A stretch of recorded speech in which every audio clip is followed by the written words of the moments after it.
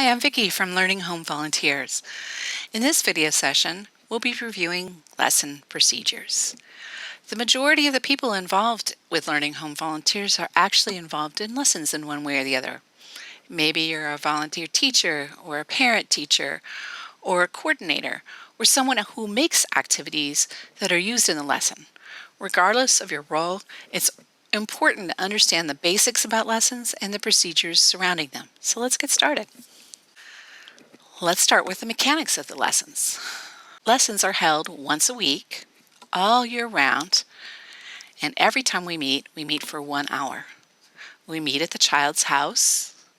Lessons are taught by two teachers, a parent teacher, who's the child's first teacher and will be its longest serving teacher, and a volunteer teacher, who is a community member volunteering their time to help prepare the child for kindergarten. Having two adults interacting with the child is a treat. Each brings their joy, warmth, and enthusiasm and directs in a unique way into the child's play. Lessons are taught in English, as English is the language that will be used in school. However, the parent teacher often fills in gaps in their native language, which is great. We welcome more words, more interaction, and more enthusiasm. The parents and the Learning Home Volunteers team has chosen a spot for the lesson in the home that works both for the parents and provides a good space for play. So make sure you play in the pre-agreed upon area. Now, the volunteer teacher is initially a stranger to the child, so it's important to introduce the volunteer teacher as a person that's important and a friend to the family. So meeting them at the door or the car and bringing them in and introducing them as a guest really helps. The volunteer teacher, while they're in the home, will treat the house, the family, and the rules with great respect. We are, after all, a guest in the home. So the lesson. Here at Learning Home Volunteers, we take playing and teaching and learning very seriously. And besides, the children really look forward to the play, so we want to make sure that they have the most fun possible, because the longer they're engaged in their play, the more learning that's taking place. So we prepare for all of our lessons. So for the parent teacher, that might mean preparing for the lesson by making sure the child is fed and rested before class and remind them that the teacher is coming. For the volunteer teacher, it may mean having selected activities and books for today's lesson and being ready to focus your energy on the lesson and the child only. Now, we want to maximize the opportunity for the child, and we do this by cutting down on distractions. So please turn off the TV, turn the music down, and put away electronics for both adults and the children for the duration of the lesson. A key tenet of our program is that the child directs the play, and by that I mean the child chooses what they want to play with and for how long. It's the teacher's job to offer choices, encouraging trying new things, and extending play. So the teachers use the child's interest to choose the activities from our lending activity library, and the teachers introduce each activity by unloading the box together with the child and talking about each of the items in the box, looking for more ways to add more words, academic content, and extend the play through meaningful conversation. During the lesson, the child must stay with the parent because it is the parent's responsibility for their safety, because they know the rules of the house and the dangers that may lay in there. The child can never be left alone with the volunteer teacher. At the beginning of the pairing, everyone is getting to know each other, and we're both working together to help this child. I promise the relationships will deepen and grow over time, but at the beginning especially, it's important to remember to be kind to each other, to give each other the benefit of the doubt, and treat each other with respect. It'll help build the relationship with each other and the child. Once the lesson is finished, and even during the lesson, we use class tag to actually document what's been happening in the child's learning journey. Teachers take pictures of the child during lessons, and Learning Home Volunteers puts together a portfolio of activities to show the learning journey. It will have pictures of the first letters that the child has learned, the colors, its mastery of writing, and even those things that didn't work out so well. All are important. And this is done through a piece of software called ClassTag. Those that are using ClassTag to document this learning journey will get separate instruction on ClassTag. Now, after the lesson is done and the volunteer teacher has left, you might find the family reading to the child, as they are to read to their child 10 minutes a day. And you see that I've used air quotes around the reads because what we're really looking for here is looking at a book together and talking about the pictures, or maybe retelling a story in the oral tradition, or being able to actually read a real story, a book from beginning to end. Children that are being read to daily do so much better in school, and the conversation and the widening of things that they see through the pictures and the time that they spend with the parents are extremely important. But you may also find them playing with their child, or the child playing independently on using a learning activity that has been given to them on loan for use after the lesson is finished. These times that they play with these learning activities either independently or with their parents is valuable. Again, more play means more learning. It's also important to realize that, we need to be respectful of each other's time. We understand that life is unpredictable and the demands of work and family need to be attended to, but we hope for the sake of the child that everybody involved prioritizes the lessons, with a couple of exceptions. If the child is sick or you're sick, it's better for everyone to take time to heal.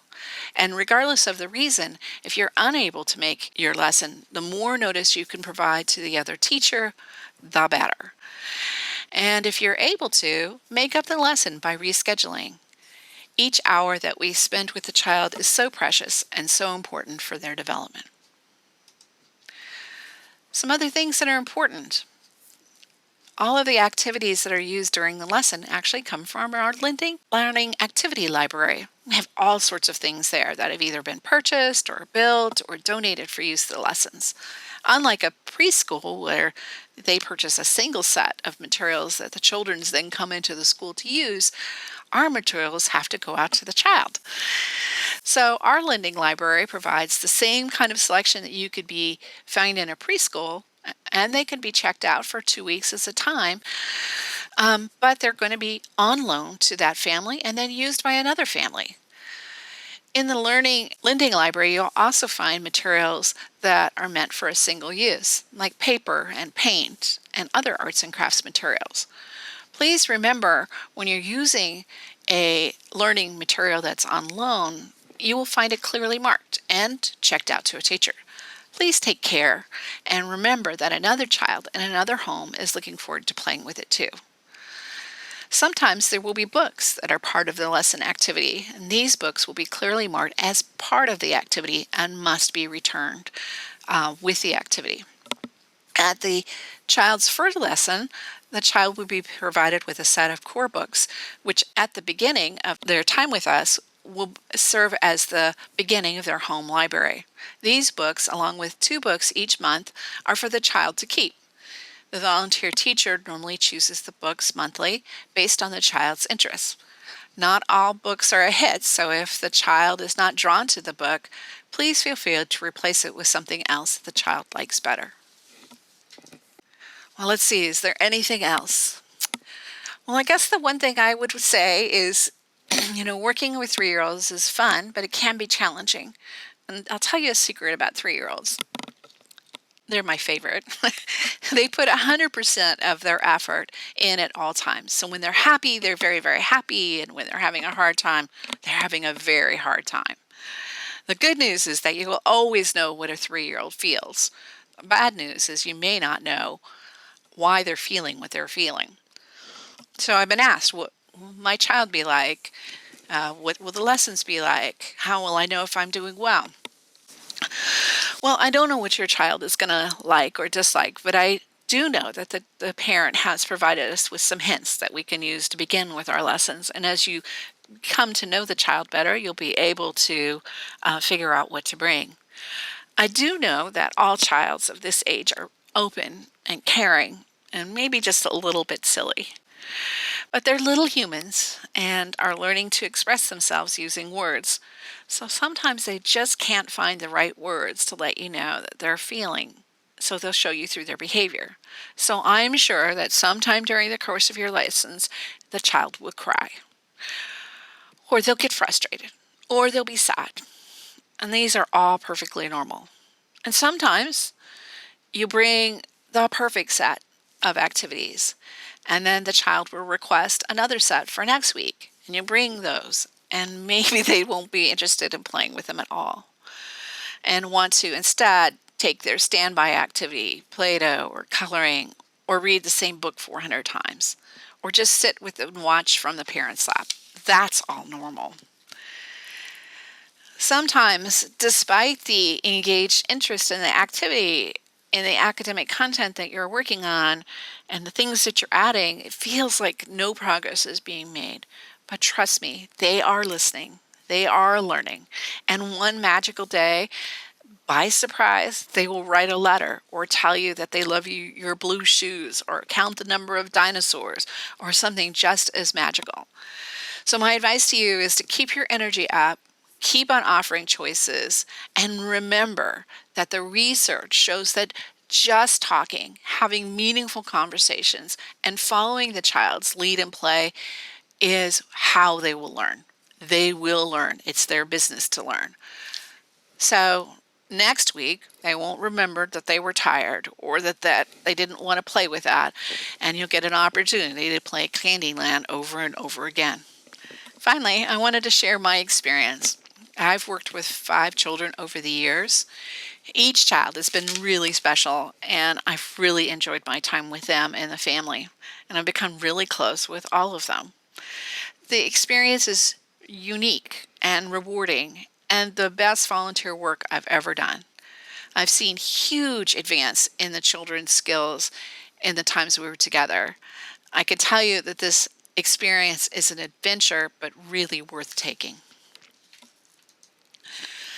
So the last thing, we want your lessons to be joyous and safe. So let's try to keep these rules in mind to keep things safe.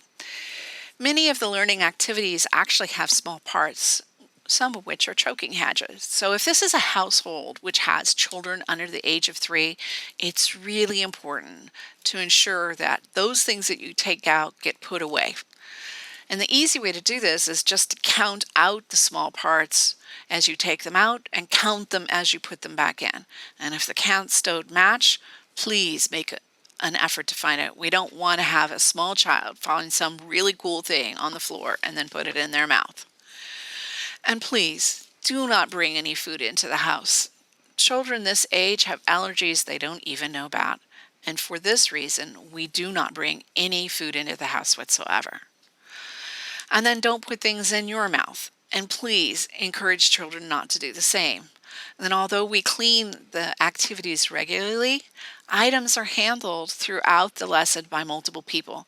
So don't put them in your mouth. And please discourage children from doing that. And then just a reiteration, lessons must take place in the home and always in the designated spot.